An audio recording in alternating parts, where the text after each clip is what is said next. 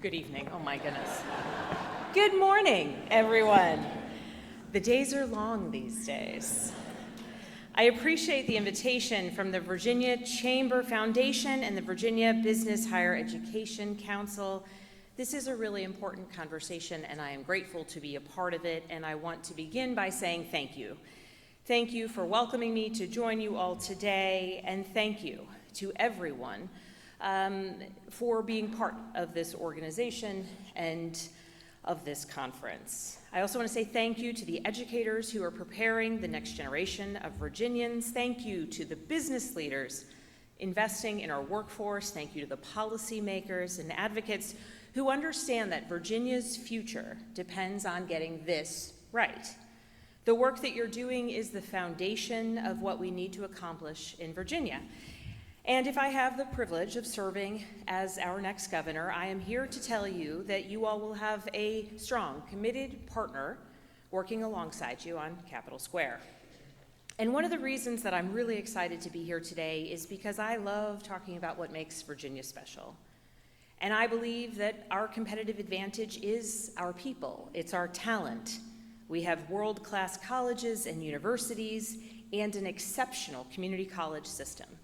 CNBC recently ranked us as #1 in the nation for education, something that everyone in this room helped make happen. And Virginians understand this. We understand the value of education, of ensuring that our workforce is ready for the challenges of the future. And according to recent polling by the Virginia Business Higher Education Council, 90% of Virginians are proud of our top-ranked education system. 94% say it's important to invest in higher education to maintain our competitive advantage, and more than 90% believe we need to increase both the number of degrees and non-degree credentials offered here in the Commonwealth. If there are any other elected officials in the room, aren't those polling numbers amazing? But it doesn't mean that we don't have serious challenges to tackle. As I travel across Virginia, one of the things that I hear about over and over and over is that everything just costs too much. The cost of everyday goods and healthcare, housing, energy, it's putting real pressure on Virginia families. And it's not just a family budget issue, it's an economic competitiveness issue. When housing is unaffordable, businesses can't recruit and retain workers. When healthcare costs are too high, employers face higher expenses and workers have less money to spend. When energy bills rise, it cuts both into family budgets and business operations. That's why I have been laser focused on lowering costs throughout this campaign for governor, because affordability isn't separate from competitiveness, it is central to it. But let me also be direct about another challenge that we're facing, one that's a bit more acute and immediate. A few months ago, Virginia dropped from #1 to #4 in CNBC's top state for business rankings. And in that ranking, they were clear about one major factor: federal job cuts are disproportionately impacting Virginia's economy. And the chaos coming out of Washington isn't just bad policy, it's creating real harm for Virginia families and businesses. The Weldon Cooper Center at UVA estimates that there will be virtually zero job growth in Virginia in 2026. And it's the so-called Department of Government Efficiency, or DOGE, that's a huge reason why. They're not just federal workers who are impacted, it's Virginians in manufacturing, food service, and contracting whose livelihoods depended on a stable federal workforce. And now, as we speak, we're in the midst of a federal government shutdown. The president is threatening what amounts to a DOGE 2.0, even more mass firings, and threatening to illegally withhold back pay from furloughed employees. This isn't just creating uncertainty, it's creating real hardship for thousands of Virginia families. DOGE chaos is impacting federal funding for our world-class colleges and universities, which serve not only as a source of an excellent diploma for Virginia students, but as engines of economic development and growth for so many of our Commonwealth's regions. The strength of many Virginia communities relies on the strength of their surrounding higher education institutions. As major employers, community partners, and as leaders in innovation. But it's not about the jobs we've lost, it's about the talent that we want to attract and retain. When businesses decide where to locate or expand, as you all well know, they look for stability and predictability. They ask, will my workforce be here in 5 years? Can I plan for the future? And right now, some of the uncertainty we're facing makes those questions harder to answer. The same goes for talented graduates from our universities. They're asking, should I stay in Virginia or move somewhere else? As governor, I will refuse to let the chaos coming out of Washington define Virginia's future. We need real plans to support displaced workers, attract new investment, and show businesses and talent that Virginia is a reliable place to build a career and a company. These are real challenges, the affordability crisis, and the federal chaos, but I know that if we do the work and make the right investments, Virginia's best days are still ahead. So I just want to talk a bit about my plans to get us there. I'm not one to speak in generality. Throughout my campaign for governor, I've released several detailed blueprints: the Growing Virginia Plan for economic growth, strengthening Virginia's schools for education, and the Affordable Virginia Plan to lower costs for families in healthcare, energy, and in housing. There are actionable policies that I am ready to begin implementing on day one. But let me highlight a few of the priorities. First, we must support workers who are displaced by chaos coming out of DC. There are real challenges at this time, and I will say, facing people and telling people not to fret or to log into LinkedIn or to say that losing jobs in Virginia isn't a real issue is not the approach that I will take. As governor, I will direct the full power of the office to support displaced Virginians fighting for legal protections for fired federal workers and contractors, directing the Board of Workforce Development and VEDP to identify adjacent job opportunities based on transferable skills and expanding career mentoring. There are real people facing real challenges, and they deserve a governor who will stand up for them, fight for them, and work to strengthen Virginia's economy. Second, we must strengthen workforce development from early childhood through career training. That starts with childcare. Too many parents have stepped back from the workforce because childcare costs more than their paycheck.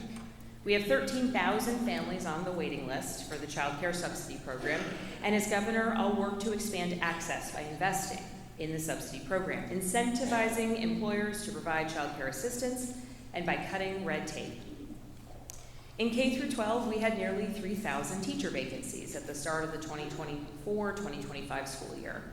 And here's what should alarm all of us. Virginia ranked 51st in the nation for post-pandemic math recovery, dead last behind every other state and the District of Columbia. We can and we must do better. I'll work to recruit and retain teachers by increasing pay and expanding teacher mentorship programs while investing in high-quality curriculum, dual enrollment classes, and career and technical education so students can earn industry credentials before graduation.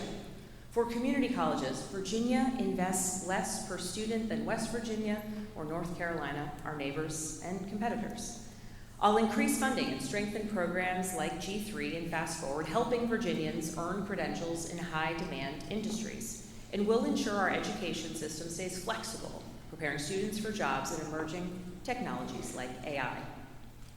We need to make sure that our world-class colleges and universities operate in the best interests of students, parents, and communities, free from political interference. And that is especially true at our world-class universities. Academic freedom is under threat, and Virginia deserves and needs a governor who will stand up for these institutions and their nonpartisan missions to provide students with an excellent education that will set them up for success in their career and that continues to serve as a differentiator for Virginia. The universities that attract people to our Commonwealth, and in so many cases, are the lure that keeps them here.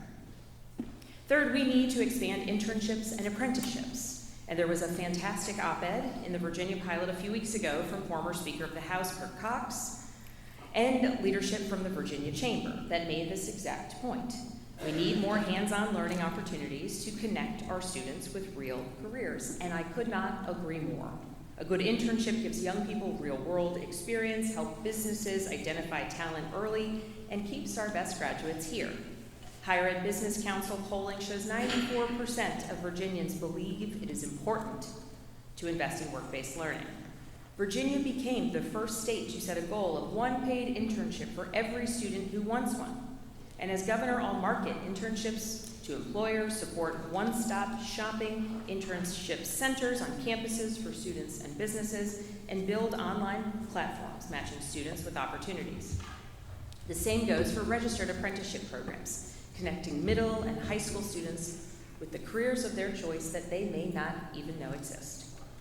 Finally, we must do everything we can to get Virginia back to #1 in the CNBC rankings. That means strategic investments in workforce training, affordable childcare, and housing, streamlined permitting, shovel-ready sites, and reliable infrastructure.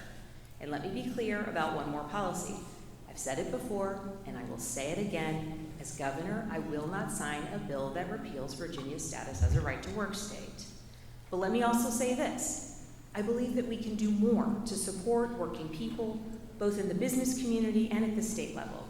Establishing statewide paid and family medical leave, for example, increasing the supply of affordable housing and childcare, and finally, at long last, raising the minimum wage. I know there are those who think you can be pro-business or pro-worker, and I wouldn't be surprised if there's some people in this room that hold that opinion, but I reject that idea. We can do both.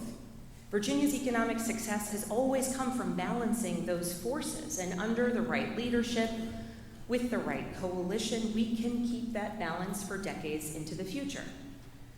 Let's look at CNBC's metrics again. They've recognized the top state for business 18 times, and Virginia has been in the top 3, 11 of those 18 times, under governors of both parties. We can do it again because it isn't an either-or proposition. We can support business growth and workforce development. We can attract new investment and protect workers' rights. We can be the best state for business and the best state for working families. And that's what I'll strive to do as governor. Because it's not just about policy, it's also about approach to governance. In Congress, I worked with anyone and everyone to get results for Virginia families. And in the end, I was ranked the most bipartisan member of Congress from Virginia. I've had bills signed into law by both President Trump in his first term and President Biden. The U.S. Chamber of Commerce gave me their Jefferson Hamilton Award for bipartisanship for my work with Virginia's small business community. And at times when Washington is sowing division and creating uncertainty, one thing is clear.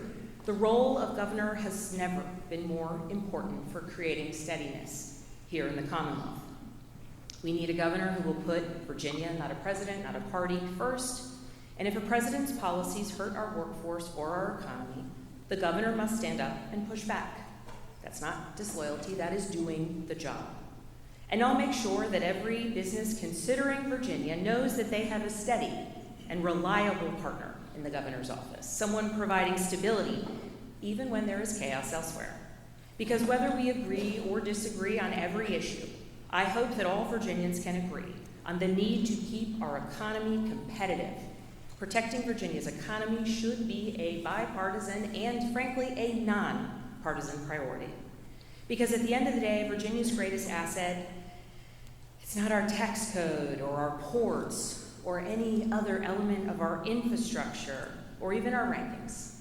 It is our talent. It is our people. It is our Virginians. And just by being here, you all are showing that you all are already doing the hard work, building partnerships, training the next generation, investing in our communities.